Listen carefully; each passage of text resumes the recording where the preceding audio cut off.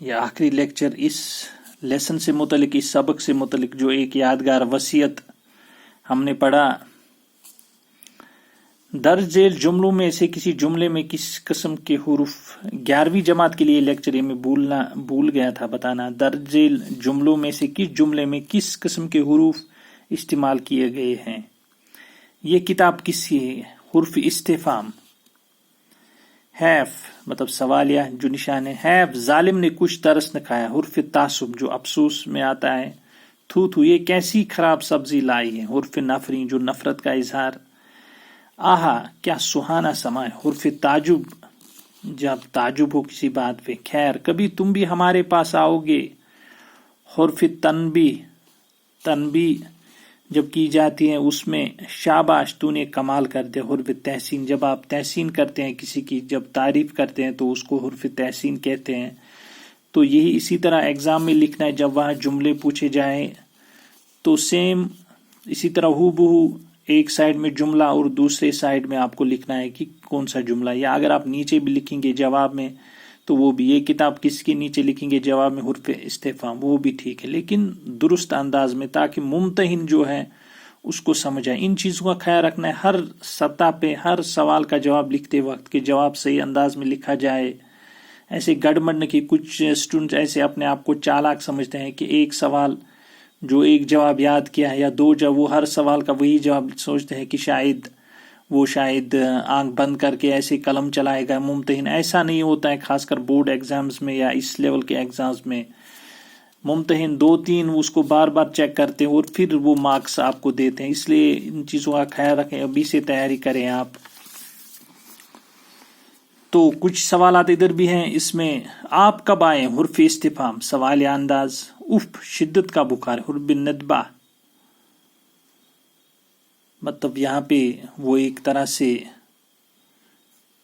ارے بھائی آہستہ چلو، حرف شدت کا بخار ہے، اف جیسے وہ ایک حیرت کا اظہار کرنا، ارے بھائی آہستہ چلو، حرف ندا ارے نادان ایسی حرکت سے باز آ جائے، ندا جیسے آواز دینا تو یہ دور سے آواز دیتے ہیں، کام ہو تو ٹھہرو نہیں تو چلے جاؤ، حرف تردید، حرف تردید مطلب پوری طرح وضاحت کے ساتھ بات کرنا اور موقع کی مناسبت سے اپنا جو واضح مدعا کرنا وہ ہوتا ہے۔ مندرجہ ذیل ایک اور سوال، مندرجہ ذیل حروف کو اپنے جملوں میں استعمال کیجیے، اللہ اللہ اللہ اللہ کیا حسن ہے، تو اسی طرح جس طرح اس پہ ویڈیو میں آپ دیکھ رہے ہیں اسی طرح ایگزام میں بھی لکھنا ہے۔ اگر آپ کو جملوں کے بارے میں پوچھا جائے بامعنی جملہ لکھنا ہے، محمل جملہ نہیں لکھنا ہے کہ آپ کہیں گے کہ میں کچھ بھی لکھوں وہ جملہ ہو گیا، اس کا معنی ہونے چاہیے اس جملے کے، جو بھی آپ کسی بھی ان چیزوں کا خیال رکھیں آپ کے معنی، جملے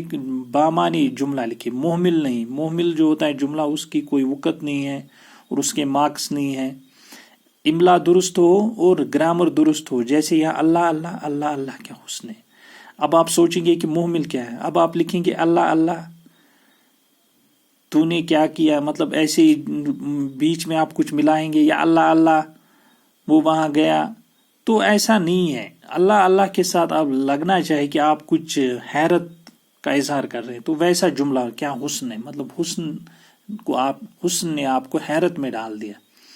کیونکہ میں اسکول نہیں جا سکا کیونکہ میں بیمار تھا، تو اس طرح یہ جملہ بنانا ہے، آپ نہیں مطلب لکھ سکتے میں اسکول نہیں جا سکا ہاں کیونکہ میں بیمار تھا، بہت اسکول ہیکس نہ بگژھت کی کیا اس کی بہت بیمار کشیر پہ، اب ایسے نہیں لکھنا ہے کہ کیونکہ میں بیمار تھا اس لیے میں اسکول، ایسا نہیں، اور یہ نہیں کہ کیونکہ میں بیمار تھا بس اتنا جملہ ہو گیا، یہ دونوں غلط ہیں، میں اسکول نہیں جا سکا کیونکہ میں بیمار تھا، ٹھیک ہے، یہ درست جملہ ہے، بامعنی جملہ ہے۔ ورنہ محنت کرو ورنہ ناکام ہو جاؤ گے، محنت کرو بھی جملہ آئے گا، لیکن بہتر ہے کہ آپ اچھا جملہ لکھیں، محنت کرو ورنہ ناکام ہو جاؤ گے، محنت کرو بھی ہو سکتا ہے لیکن یہ پورا جملہ نہیں ہے، جملہ تو ہے لیکن شاید ممتحن کو لگے کہ نہیں ہے، یا ممتحن ایسا ہو کہ سوچے کہ شاید اس نے ایسے ہی محنت کرو اور کچھ نہیں، حالانکہ ورنہ آپ کو لکھنا ہے،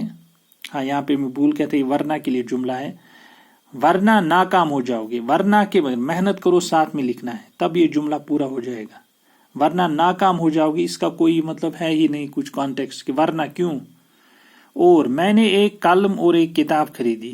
ایک قلم اور کتاب خریدی آپ لکھیں گے، یہ بھی محمل جملہ ہے، اس میں کوئی کانٹیکسٹ نہیں ہے کہ کون ایک قلم اور کتاب خریدی ہے، کوئی مطلب آپ واضح نہیں کر رہے. تو میں نے جب آپ ساتھ لگیں مطلب میں یا اس نے، بلکہ میں اس سے ڈرتا نہیں، میں اس سے ڈرتا نہیں بلکہ شرماتا ہوں. میں اس سے ڈرتا نہیں بلکہ شرماتا ہوں. تو یہ اس طرح جملہ لکھنا ہے، تاکہ محنت کرو تاکہ کامیاب ہو جاؤ گے. تاکہ کامیاب ہو جاؤ گے، آپ اتنا لکھیں، یہ جملہ صحیح نہیں ہے. محنت کرو ضروری ساتھ میں لکھنا ہے. اوپر محنت کرو ورنہ ناکام ہو جائیں گے، ورنہ کی جگہ ناکام. یہاں پہ تاکہ، یہاں تاکہ ناکام نہ ہو جاؤ تو وہ زیادہ لمبا ہو جائے گا. یہاں تاکہ کامیاب ہو جاؤ گے، محنت کرو تاکہ کامیاب ہو جاؤ. ہرگز، میں ہرگز نماز نہیں چھوڑوں گا. تو یہ درست جملہ ہے. پر کتاب میز پر ہے. ہرچند وہ غریب ہے وہ ایماندار ہے. حالانکہ وہ غریب ہیں، یہ ہرچند حالانکہ کے معنی میں بھی استعمال ہوتا ہے. ہرچند وہ غریب ہیں وہ ایماندار ہے، لیکن وہ ایماندار ہے. لیکن یہ کتاب اچھی ہے لیکن مہنگی ہے. یہ کتاب جو ہے اچھی ہے لیکن مہنگی ہے. اچھی کتاب خریدنے کا دل کرتا ہے، من کرتا ہے، لیکن مہنگی ہے. لیکن لفظ آ گیا. تو بامعنی جملے بنانے ہیں، ان چیزوں کا خیال رکھنا ہے. باقی جو اگلے موضوعات ہیں، کچھ سوالات یا باقی جو عبارت میں علامات اوقاف لگائے تو آپ وہ خود کر سکتے، جس طرح ہم نے اوپر لگائے کام ہو تو ٹھہرو، یا جملے جو بنائے وہ آپ خود بھی دیکھ سکتے ہیں. تو یہ معمولی سوال ہیں. باقی جو میں نے کی اس لیسن سے متعلق وہ امپورٹنٹ سوال تھے، اہم سوالات، مشقی سوالات. امید ہے کہ آپ ان کو اچھے سے پڑھیں گے یا سنیں گے اس ویڈیو کے ذریعے اور دیکھیں گے بھی. تو ایگزام کے لیے تیاری جاری رہے گی. انشاءاللہ نیکسٹ لیکچر میں، اگلے لیکچر میں کسی دوسرے موضوع پر بات کریں گے. شکریہ.